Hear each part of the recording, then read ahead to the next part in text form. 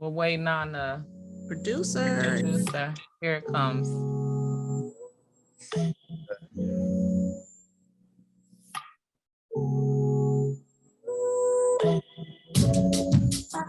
Direction on into this ocean, channeling in slow motion, paddling with no question. Come on in, guys. Direction on into this ocean. Thank you for tuning in to another episode of Meet the Shoe. I'm Nina, And I am Sade. and today's guest is Bernie Goode.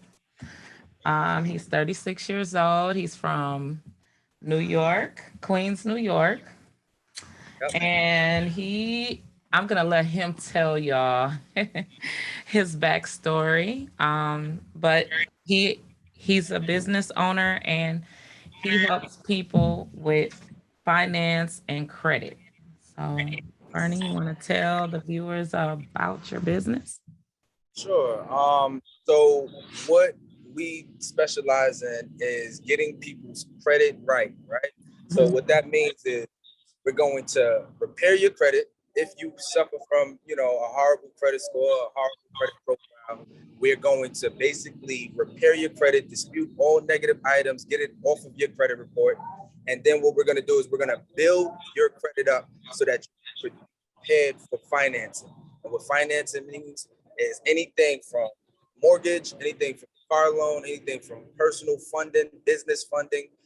If you have dreams that you feel like you don't have the funds for, we specialize in getting you that money pretty much to fund your dream.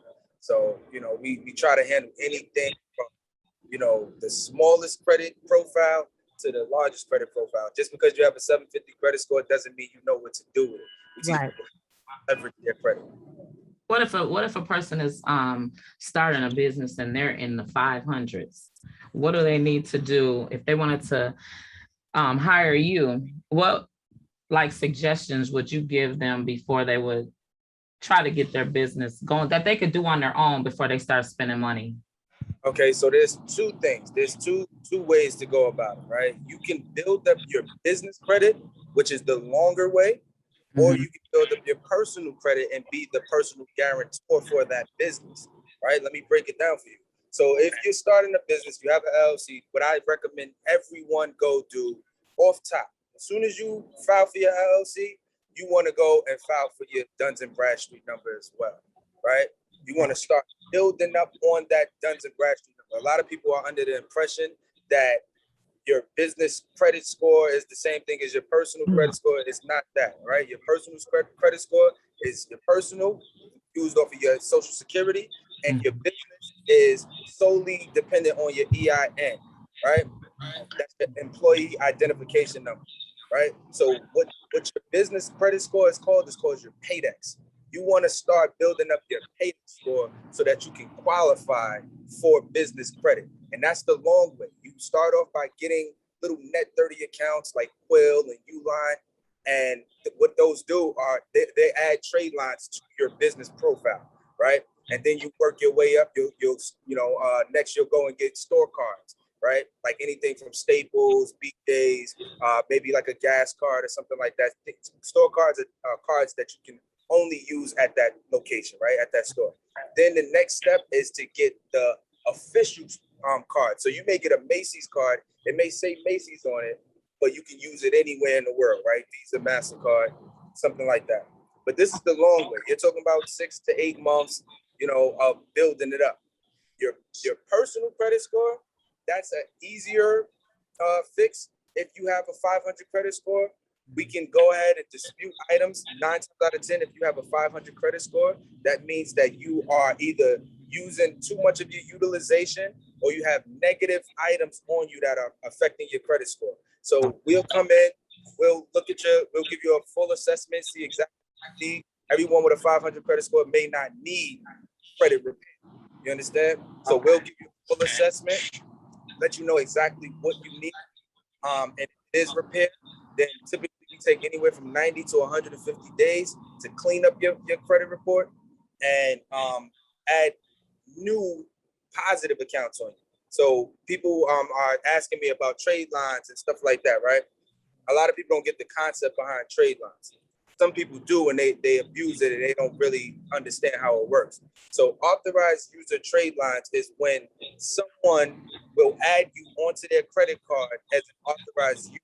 So their history from that credit card will reflect onto your credit report, right? And most people are doing this, and they're getting high scores, and they think that that's all they need to basically, go in for funding or get whatever it is that they're looking to do. And that's not the case.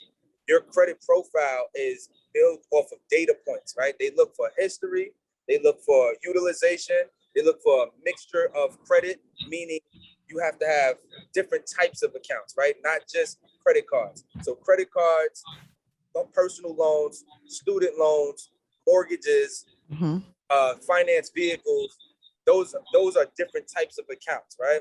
And your credit profile is heavily based off of revolving credit, right?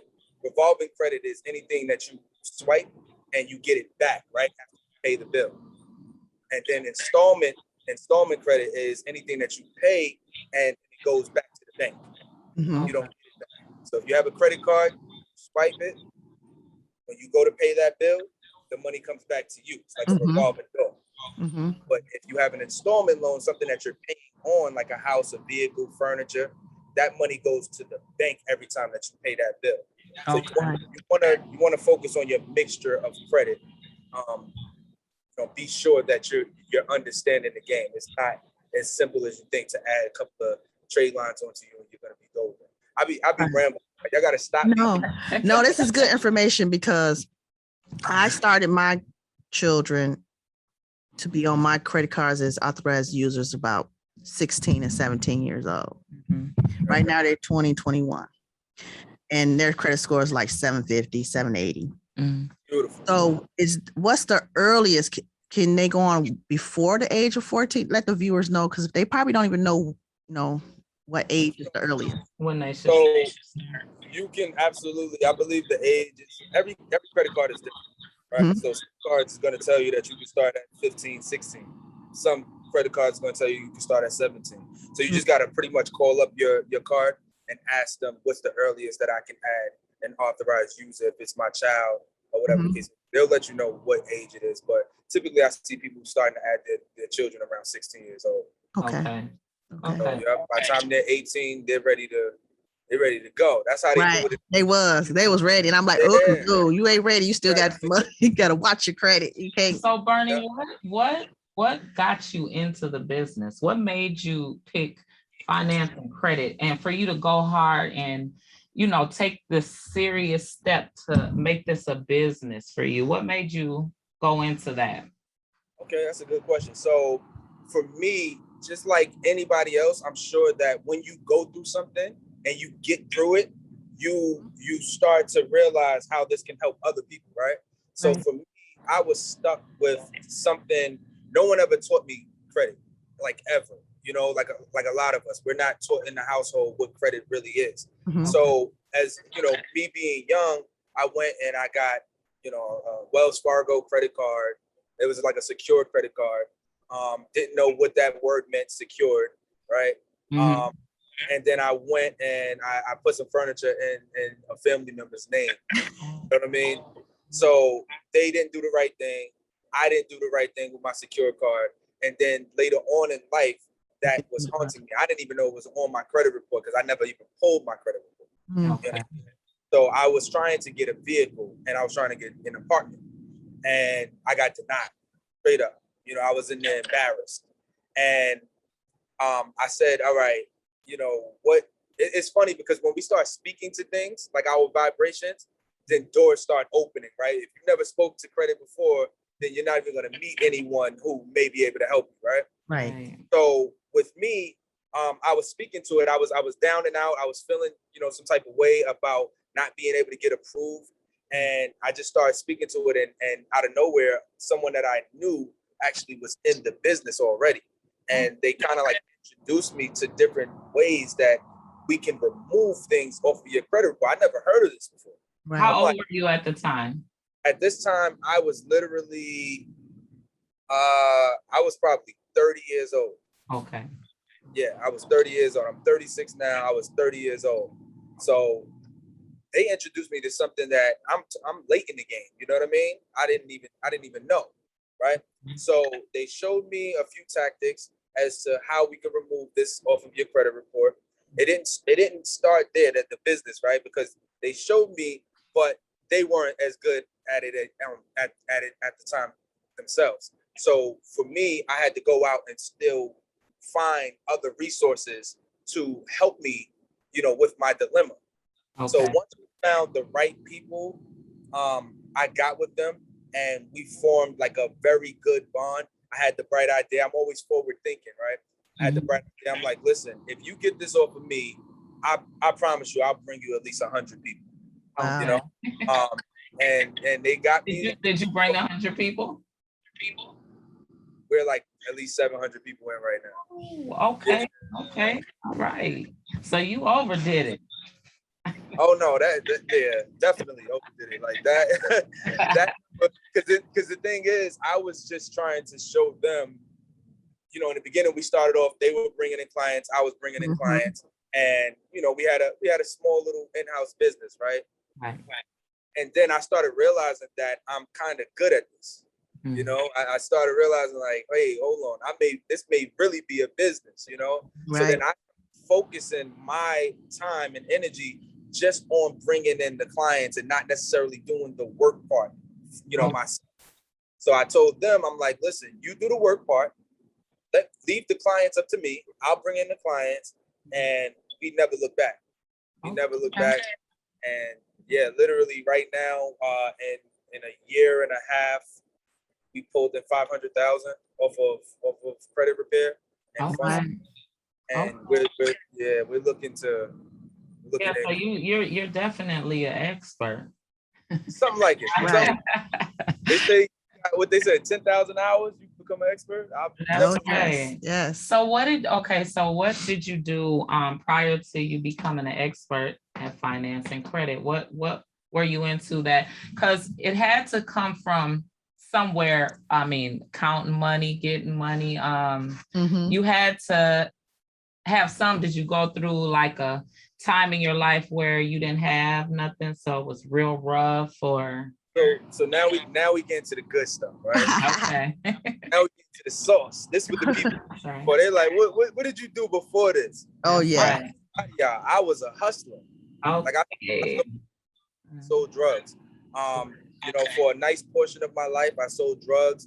My story is one of those stories that if we took the cameras out, literally we could have a movie on Stars right now. Oh, yeah. At a young age, I realized that I have entrepreneurial skills, right? I started out in high school. I was doing music. I was rapping at the time, and a bunch of my friends, kind of like gassed me up and told me that you could create an album and everybody could buy it, right? Right. So I come from Queensbridge Projects, right? For those who don't know, Queensbridge is where Nas and Mobb Deep is from. It's one of the toughest neighborhoods. It's one of the largest neighborhoods in America. 6 blocks, 96 buildings. Wow. Yeah, it's a doggy dog world out there, right? So my mom moved us out of the projects, while I was in high school. So when we moved to Pennsylvania. When I moved to Pennsylvania, I realized that I was different from a lot of people around me. When you grow up in a rougher environment, you're almost grown by the time you're 14, 15. Oh, yeah. You have a different, I'm sure y'all can relate, you have a different persona about you. You feel different. You're more in tune with what's going on around you. So when I got to high school, I had this thing about me, especially I'm coming from New York.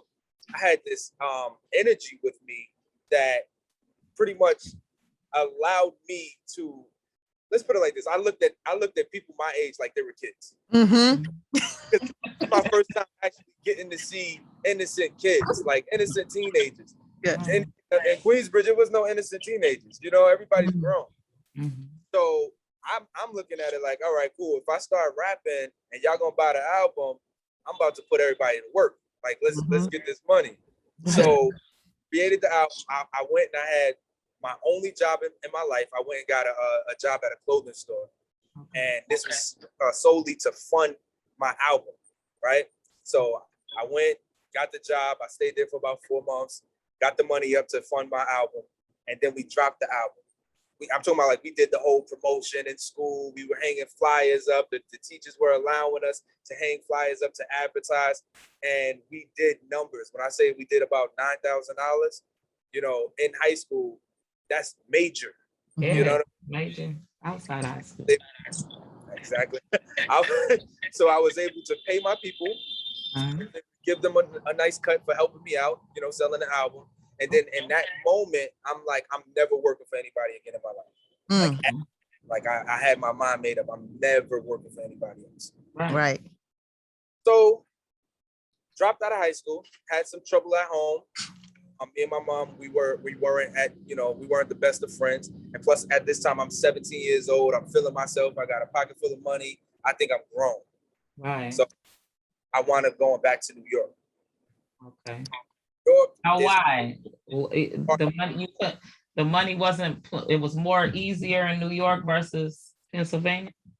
Not that it was, I think I just had more connections. I had more established relationships there. So if I'm going to leave home, I'm going to go back to what I know versus the people that I just recently met over the last couple of years that I've been out here. You know what I mean? Right. Okay. Understandable. So I went back to New York. That was the basically the place that I knew.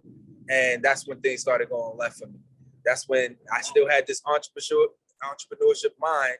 But York, when you have that entrepreneurship in you, it's literally going to turn into something else. It's not going to be like, I'm 17, I'm going to start a business. No. It's more like I'm going to hustle and sell drugs because that's what's around me. So that's what I started doing. I got very big in that space very fast. And with that territory comes the drama. Oh, yeah.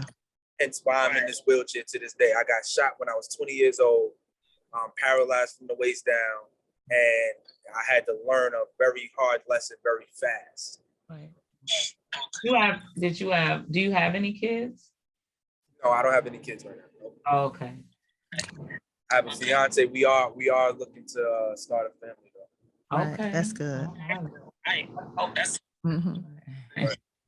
So, did you ever get in trouble to a fact that you had to go to prison or anything like that, or jail?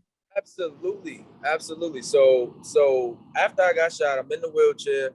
I'm still like I still, like I said, I dropped out of high school. So I didn't have my diploma. I never had a job besides the one at the clothing store. I was literally lost. One of them people like in the system just lost. So I still continued to sell drugs in my current situation and everything. How was your relationship with your mom at that time? It was rocky. It was rocky because both of us were facing regrets. Both of us felt, some type of way. When you're a kid, you blame your parents for stuff. You chose to leave, but you're still blaming your mom. You know what I mean? Because she didn't come and get you. So it was rocky. And then plus at that time, my mom has always raised us to be very independent, strong people. She instilled a lot of confidence in us. So when I got in this wheelchair, I had to go back home to my mom's house, and she wasn't easy on it. It wasn't like she was, gonna cuddle me or, no, all right, this is your life now. You're gonna learn how to be in this wheelchair, and I'm not gonna baby you either. So no, I'm not getting that shit over there. You're gonna get up and get it yourself. So yeah, it was tough, so it was still right. Don't you think though with her toughness that builds you better?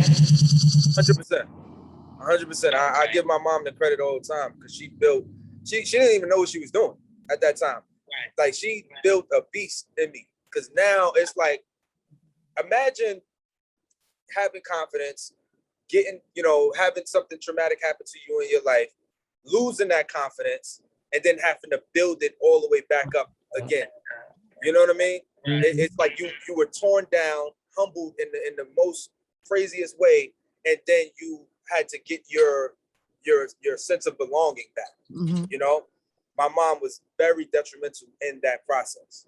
And you know, from there, I was still lost, still selling drugs. Somebody told on me, snitched on me. You know how it goes in the game. And I wound up doing a year in jail. Year in jail in the wheelchair.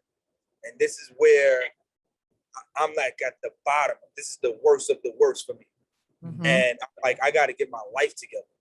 I have to get my life together because this is not it for me. So I actually got my GED in jail. Okay. Got my GED in jail. And I said, I'm coming out and I'm going to go to college and I'm going to run the world. That was my, you know, that was, So take us to the college. Wait, I'm sorry. Go ahead. No. While in jail, did it accommodate you because you was in a wheelchair, or you just had to do everything the other inmates had to do? That's a good question. So they accommodate you. It wasn't, so I had the choice, actually. I had the choice to go to state prison, or I had the choice to go to county jail, right? And I chose to go to state prison, number one, because you get good time, right? They sentenced me to 15 to 48 months. You get good time, so you may be able to come home early. They had a GED program in jail. The food is better upstate. Oh yeah. And then you get to get a TV in your cell. So those are like my, you know, Yeah. So then when I went upstate, they definitely accommodated me, like where everyone had to, like, I guess, share a cell. You don't have to share a cell. So you literally got your own little space, you know, and you get the bigger showers and all of that. Oh, good. Okay. Yep. So when you were in college, right? How did they accommodate you in college? Like, did you have to I don't know. First of all, did you go to college for business finance? I went to college for marketing. Okay. College for marketing. Now when it comes down to accommodations, it's not really accommodations. Like I'm there just like everyone else. No one is helping me, or I didn't have like one of those people that come out at the airport and push you to your gate. Right. I didn't have any of that. So I was literally in college by myself, and I was just, you know, getting to it. I'm pretty strong, so I think that, you know, I did okay when it came down to like getting around. Right. But once I got in college, I started realizing my potential more than ever. I started realizing that I was actually smart. Throughout college, I maintained 3.8 GPA. And I actually became the student governance president of my whole school.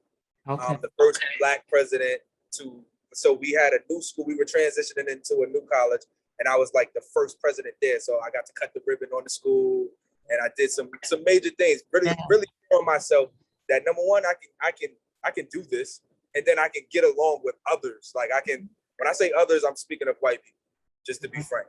You know, where I'm from, you don't get a lot of opportunity to converse and deal and mingle with you know, with white people. So I was realizing, and then I went to school late. So I went to school around, you know, 27 years old.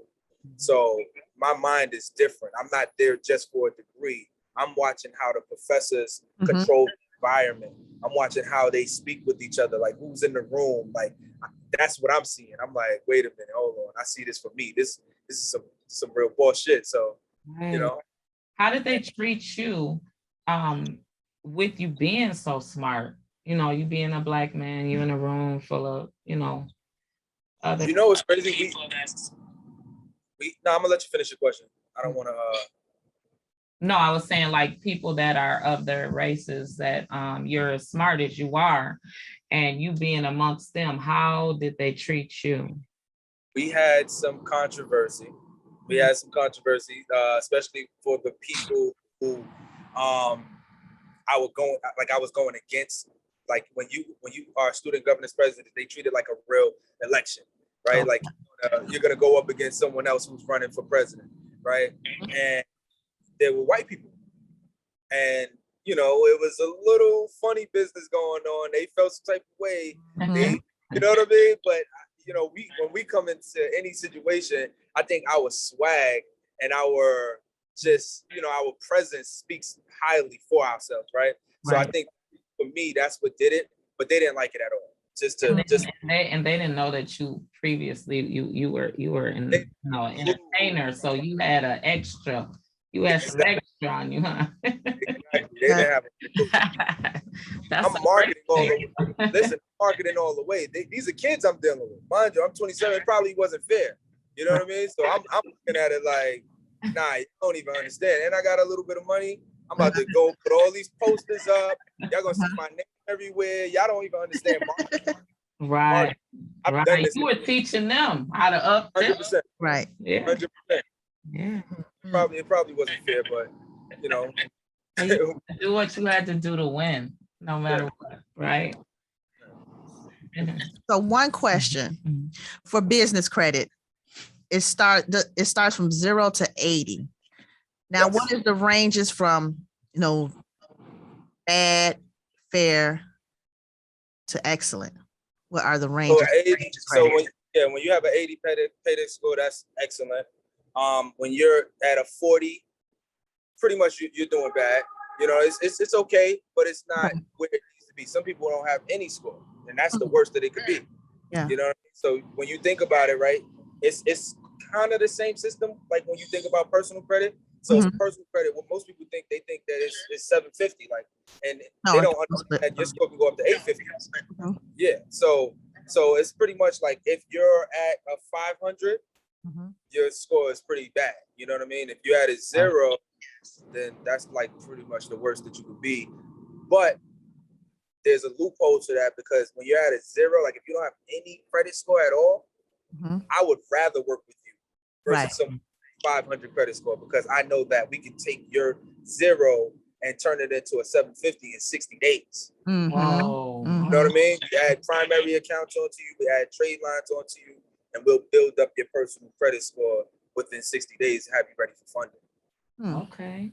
But yeah, to answer your question, anything that's like 40 and less, you're not doing too good. Now, why is it so reluctant? Like you go to a car lot, they rather use your personal score instead of your business credit. I mean, I've seen them try to push this on me. I'm like, no, I want to use my business, and they don't want to do that. Not right. Great question, because when you use your business, anyone that's walking into a dealership and they're ready to use their business account, they know the game. You're smarter than the average bear, right? Car dealerships, they make money off of inquiries.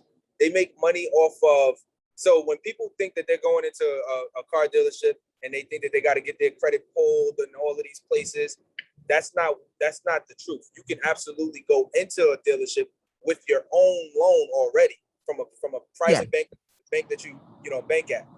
But what happens is when you walk into a dealership, they're trying to find the best interest rates for them, not for you. So when they pull it on different, it's not that you can't get approved for these different places. They're trying to find the best interest rate for them and their business. So when you come in with your business, your tax ID or your EIN, for someone that they kind of like, they'd rather have your personal credit on file versus that's when they can get over on pretty much charge rates on your personal credit. So how do you like, force your way in, like, gangster your way through all that? Just go to your bank. Like right now, Navy Fed will give you a loan right now. So it's simple, right? You find your VIN number, right? Online, wherever you're gonna shop at, find your VIN number. If your credit is like 720 and above, you go to Navy Fed, they will completely finance your whole vehicle. And all you have to do is get the title from that company and hand it over to Navy Fed. Now you have a relationship with Navy Fed that you're paying monthly on that loan. Okay. So going to the dealerships, I would always suggest no one going to the dealerships. Okay. You as soon as you walk in, you're losing. Okay. Awesome. So we have this part of the show where it's a shoe moment, right? So you gotta turn up the volume a little bit here. So if you could tell the viewers, like, I would say not since, well, it might be since you've been like established, right? As you know, you like have your business established. And it's a story that you would express about how somebody had you messed up, right? And because you have your business, you're like, nah, I'm not going nowhere Right. near prison again. I'm not Uh-huh. going nowhere to nobody's lockup. Like, you know, you have Not that too much to aha lose. moment to where you're like, nah, okay, I remember that, so I don't want to go back. So Um, so I had a shoe moment that I love this question, first of all, because now you got my mind working, right? So first of all, in this business, that moment happens often. I just want you to know, people take your time for granted. oh, People no. will book consultation with you, don't show up. Mm. People hang up on you when you tell them your number, like what your price is, Okay. like all stuff, and they speaking to, you know what I mean? Like, Right. hold on, you got me messed up. But my biggest shoe moment was when I first got into the business and I invested into another business, right? The people who put me on, I invested into their business, and it wasn't a lot of money, but it wasn't a small amount, around $15,000, right? Yeah. So I invested into them, kind of like bought into their dream, and they weren't able to do anything for me personally, and then they kind of like kicked me to the side. Oh wow. What? That was a moment for me, like You want to fight? I don't know. Other stuff too. I don't know if this business stuff is for me. Like I want all the smoke right now. Y'all don't. Right, right. That was my biggest moment in dealing with what I'm dealing with now. But So, I handled. wait. So you didn't get, you just took the L. Oh no. Oh, okay. No else. Okay. So look, being in my situation now, forget the business, right? Forget the business. Being in my situation now, being in this wheelchair, I have to play chess all the time. So I have to outthink people. If Mhm. someone insults me, I can't physically go and just punch them in the face. I mean, I could, but that's not, you know what I mean, what we're doing. Right. So now I have to outthink the whoever I'm playing chess with. Mhm. So where they thought they were gonna leave me for dead, I kind of wiggled my way into a few other situations where now y'all absolutely need me and y'all gonna give me my money back. That's right. Okay. Oh, Yeah, I play chess. You gotta understand. I'm very sharp. Very, well, we can say we're not taking any L's over here. Okay. right. Okay. Well, That you have like a, how am I trying to say it, like a payment system if someone wants to hire you for your business, like they need. so yes, I have a payment plan. So when it comes down to credit repair, what we do is we allow people to put half down, right? That will get us started on the actual repair. And then what I'll allow them to do is they'll pay off their balance in the next 2 months. Okay. Right. So, but what they're getting charged for is not necessarily credit repair. What they're getting charged for is a team that's going to consult you and help you throughout your whole process and actually teach you what to never do again to get in this position and actually take you from beginning to end to the funding process. That's Okay. what you're when you put that down payment down. I don't want people to think that they're just paying for credit repair. That's not what it is. We're literally a team that sticks with you. We're your advisors, and Right. we're going to literally take you from beginning to end to your process. So Okay. typically, those prices are anywhere from $1,200 to $2,000. Mhm. And you know, let's say if you had $1,200 invoice, you'll put $600 down. You'll pay $300 next month, and then you'll pay $300 the following month. Oh, Those are automatic withdrawals. And then just a business tip. For me, I wasn't always doing it like that. I was collecting my money up front, right? Right. But business, you have to always think about your tomorrow. Don't just think about right now and collecting those funds right now, because that's cool. But when you collect your money over time, guess what? If you have 100 subscriptions or 100 people that's paying you on a residual basis, you're actually keeping your rent paid. You're keeping your car note paid. You're Right. making sure that your lifestyle is sustainable. Most Right. people get the money right now. You get it fast, you spend it fast. Mhm. Yep. I'd rather get half up front right now and know that next month my merchant account is going to automatically withdraw that payment. And you done forgot about that person last month, but guess what? You know what I mean? 10 people pay you $300. That's 3,000. Right. Okay. So what can people do to make sure that they're come patronize your business? Because I know Um, plenty of people that need help with business credit, regular credit, Yeah. clean up, so background, all of that. so here's the thing, right? I'm actually about to drop a course. Where we met each other. That was like our introduction to each other. But I was there, like I told you, when I'm in the room, I'm not just there for what it seems like, what's on the surface. I'm there to Network. learn, not be, who said it, network. Yeah. So I actually went to the boot camp to find out how I could get on the podcast. You Right. understand? So now I have my course being built out. My course is geared towards lazy and impatient people. Oh, right? wow. Okay. 100%. I don't think no jacks for anybody, and we all know them, right? Yeah. So, and I'm speaking from experience because I used to be that person, right? I used to be lazy. I used to be impatient. I wanted now. That's why I was selling drugs. So what I'm doing is I'm showing people that you can absolutely make money without having a skill. People think that they need a skill. They think they need to go to school for all of these years, pay all of this money in student loans. You don't need that. How I make my money right now, I don't do any of the work myself. So I'm going to teach you how to, I call it 3 Ps. You're going to pick an industry, you're going to pick a mentor, and then you're going to present the value. It's that simple. It's literally simple. I don't have to know how you do what you do. I just need to know what you do. And then I need to know how to present that to the world. So now if I bring you some value, you're going to be okay with cutting me in on a piece of the profit. Oh, yes. It's a simple business model, right?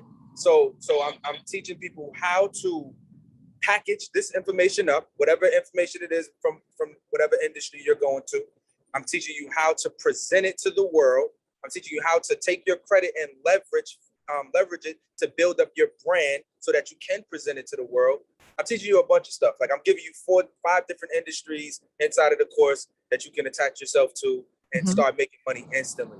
So with mine particularly, sorry if I'm rambling, but with mine particularly, I'm going to basically be showing you how we make money. We're going to show you everything from beginning to end, how to build your own credit repair company, how to like what merchant account you need, who's going to build your website, who you're going to use for marketing. I'm going to give you everything, all the whole sauce. You know what I mean? Okay. Then also for my mentees, I have a mentorship program right now. I allow people to come in and use my back office where they don't have to do any of the work themselves. So you come in, you bring in the clients, we'll split up the numbers, and all I'm going to teach you how to do is bring in the clients, lock them in as far as putting them into the CRM and collect their payment. Once you do that, we'll take over everything. Your client will get a case manager who's going to be with them throughout the whole process, and your job is done. So that's our affiliate marketing program, and I have mentees right now making minimum 10K a month. Nice. Okay. Well, thank you, Bernie. Thank you, Bernie, This for all the was information. very, very informative. Yes. And I'm pretty sure all the viewers that was on, they need you. Yeah. Opportunity. Listen, man, be good financials. I'm a straight shooter. I don't fake no jacks. I'm literally, I don't have time to play with anybody. Right. If you're making money, I'm gonna show you how to get to it. It's too many of our coaches or gurus that's like hiding bits and pieces of the game. Yeah. It's whack. I don't come from that. I'm gonna show you everything. I don't want to hold you hostage. I'm gonna show you how to be independent. But if you want to stay with the team, let's get money. Okay. Yes. All right. Well, thank you, you, Bernie. We will we're gonna let everybody know how to contact you, and we want to invite you back here in a couple of months to see, who contacted you, what you got. We'll probably try to have you back by the end of the year. Yeah. By that time, you'll have all your courses and everything going, right? Absolutely, absolutely. The course drops next month, actually at the end of September. Yeah. Great. So Okay. to go. I appreciate the opportunity, guys. Like, listen, Yeah. I love what you guys are doing. Like, let's keep that energy, Thank you. and I look forward to coming back. All righty then. Thank Thank you. All right, guys. Have a good night. You All too. right, you too. Wait, hold on. Do we have any? Do we do Q&A, or is it time to tap out? Oh no, wait! I haven't seen. I've been seeing people saying Yeah. congratulations. I was looking for a question. Yeah, but I haven't seen it. They're asking what did you wear? How can they buy your shirt? How to find? They're asking how to contact you. That's why I was saying. Oh, say give your links. Oh, you know yeah, what? give your links. Okay, I know that you probably don't really know how to do it, but you should have put you could pin, something down at the bottom where you tell people who you're speaking to. Oh yeah, we sure didn't. Yeah, because his pen could have been on there, and they could just go straight to him, right? To him. Yeah. Okay. But what you do is when you get off of this live, when you press the X button at the top, and then you can put a description in there. You could tag me, and we'll keep it like that. Okay. Sounds cool. good. I'll do that. Know where to find me. But everybody that's still watching is Be Good Financials. That's BGOODE Financials. For those who don't know how to spell it, FINANCIALS. Right? Financials.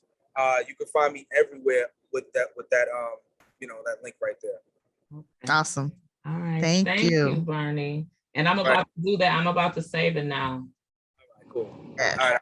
That was great information.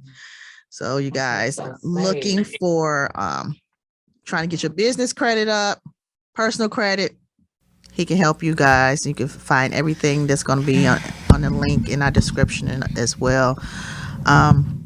Yeah. So that was some good information. Yeah. Business credit.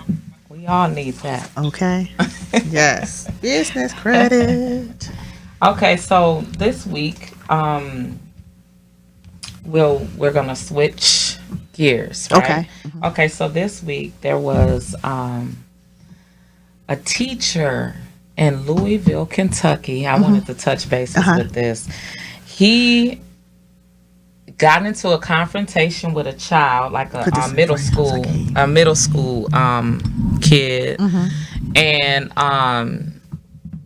I don't know what the incident was, but it was in Louisville, Kentucky. I seen it yesterday. And one thing that I seen that was different, the reason why I'm bringing this up was because he pinned the kid down, right? He laid on top of him. What?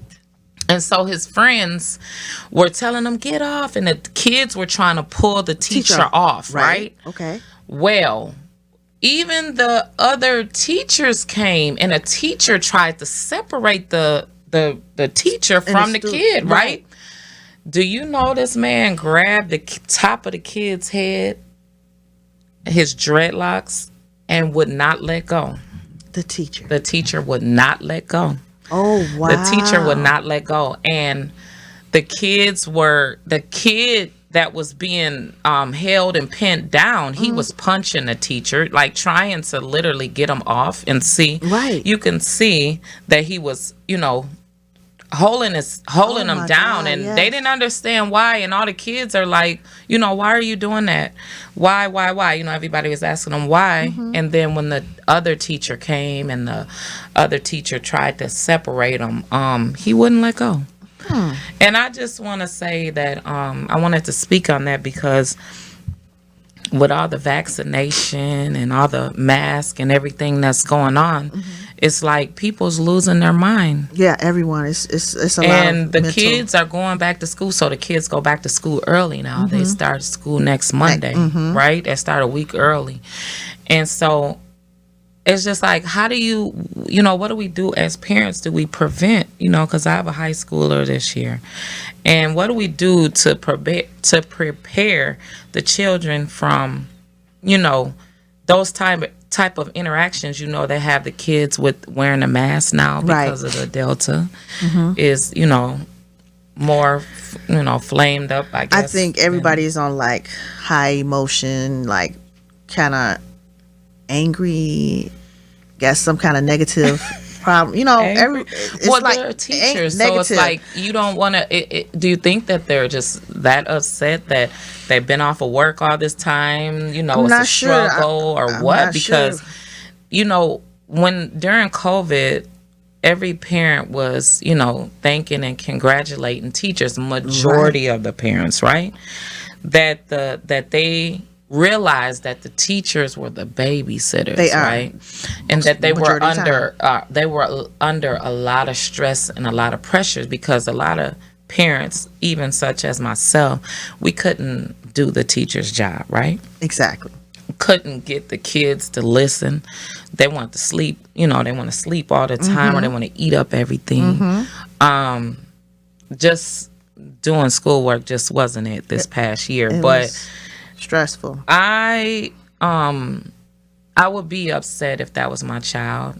Oh know. yeah, definitely. I really would want to have a conversation with the adult, though, to ask him, like, he looked like, older teacher. Yes. He looked like he was, pretty old. So I don't What understand. triggered him to fight the?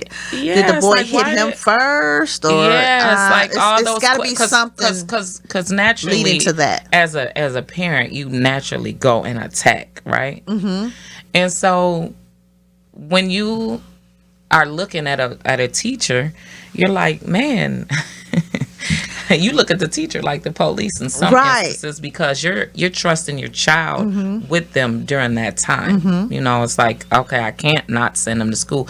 You have other alternatives, but usually, you're going to work, so you want to send the child to school, right? Right. Instead of, a personal, tutor. You want to send them to school to learn all of the, socializing and, and it's really to satisfy the child as well, right?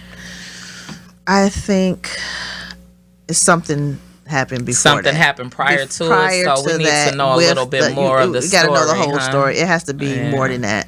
No 'Cause judgment. I yeah. I It's really more wanted to to that. touch on that and see what the viewers thought about that, because man, he grabbed his top of his head like he's done that before. Like it didn't look new. I think he. It's not I like think he snatch probably your hair. grabbed No, his he head. grabbed the top of his hair and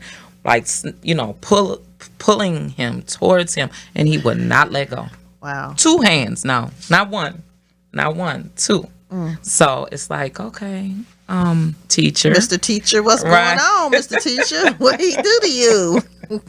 Well, we'll find out further later on. Yeah, we'll have what's to do going a little on. more investigation on that. Also, I seen in Pennsylvania that they are abolishing prison, that they want to some jail, that they want to abolish the jail. Not violent,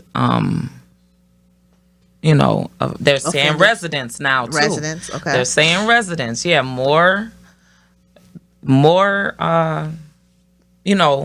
officials are starting to call people residents, right? Versus inmates, convicts, right? Because they really don't it's already hard enough to work, right? Just imagine if everybody in the penitentiary, because when the warden, the lieutenants, the officers, when they go to work, they're in prison too. Right? They're in prison 8 hours a day, 12 hours, 16 hours, right? They're doing the time too, right? So just imagine if they walked off. What would the world be like if there was no Officers in there, oh my God, they will run amok. Yeah, that would be. There'll be some stuff, people making hooch. Yeah. Well, no, they would be out. They would break out. It'd You just think? be Yeah. If total it's- chaos, Yeah. right? So you think that it's good that we have prisons? I mean, Are you okay with the justice system? I'm not okay with it, with certain crimes going to prison for a very lengthy time. Okay. But if So, you like, what we murder went to jail for, somebody- should we been in jail? No. I think 'Cause a you better didn't- thing they could have worked me to death and paid a restitution or something Would like you that. have quit? But I would have quit. Would you be the business owner, boss lady that you are right now? Would you Probably now. Yeah, at this age, I don't know. Shoot, gosh, would you it's hard to say. would you have But kept I going on with your criminal activity? probably so. You would I have. probably would have. Probably in my 30s or whatever. But So you that's would have never. stopped. But I'm just saying, You would a stop. a person doing murder or something like that, Uh-huh. they should be in prison Yeah, that should. unless it was unintentional. Oh no, Violent crimes. Violent crimes. Violent crimes. I think everybody deserves a second chance. I'm no judge, Mm-hmm. right? Thank God I'm not in that position. I would have never been in law enforcement Right. myself personally. I think that I don't think I should have got 10 years no. for selling drugs. No, not at all. I wished I could turn back and, be there. Change some things. Could have been there for my kids and not disappointing my mom and, I don't know, been somewhere a millionaire. I know. I am a millionaire. sitting on, an island. Yes. Drinking my wine, Right. living in my big, beautiful mansion. I'd own me a couple of islands and Oh, okay. fly to them, Okay. party up every weekend. Oh all gosh. that. I wish that, a lot of things. Yeah. But since I did commit a crime and I did It gets you. go to prison, Gave you time to it think. made me be, I'd Gave say you time- I wouldn't say a better person. I'd say Made you think more. structured, a little bit, not so, spoiled and gotta have my way all the time and, Right. so bossy and, attitudey, and make me, consider other people's feelings. Feelings, and, right. So it did. And and believe it or not, I met some very good people there. Yeah, I met some good people in prison. And too. I met some people in there more solid than some of the people that I grew up with, Yeah. And so I mean, I don't regret that part of it. I wish I could have met them, the people that I met Well, and build you met 'em relationship when with you, and when then got God out. wanted you to meet them. Yeah, exactly. So if I wouldn't have divine. been there at the time that I met those great wouldn't have people known. that, when I was in there, I wouldn't know. Right. Right? And so they helped me become a, better person. And my friends have Yes. too. I wouldn't I definitely, I don't know, if I wouldn't have went through some type of travesty, I'm glad I'm here. Right. Right. We're here today. I'm glad So, I'm here. I'm glad I'm here, and I'm glad that I'm able, right? And that I made it to where I could definitely excel. Okay. Okay. Also, one more thing, and so what was I gonna say? How did I? I'm all over the place. So this week also I read that the 3 officers that was involved in the Derek Chauvin. in George Floyd's murder, right? So King, the officer King, he filed a motion to have the video taken off, right? Really? Yeah, he Dismiss doesn't, the and video. he doesn't want to he doesn't want to be televised, right? Right. And so they all 3 don't even want to be pushed together. And they Right. said the reason why that they don't want to be in trial together is because it's going to be televised, and then they're all going to be speaking against each other because, they're Right. trying to get each other out. They're trying to get out of trouble. So one's going to say it's his fault, it's his fault, it's his fault, right? So they filed a motion, and we'll know September the 9th That is if it's they're gonna be going severance. to well, they're not supposed to be going to trial until next March, year, yeah. right?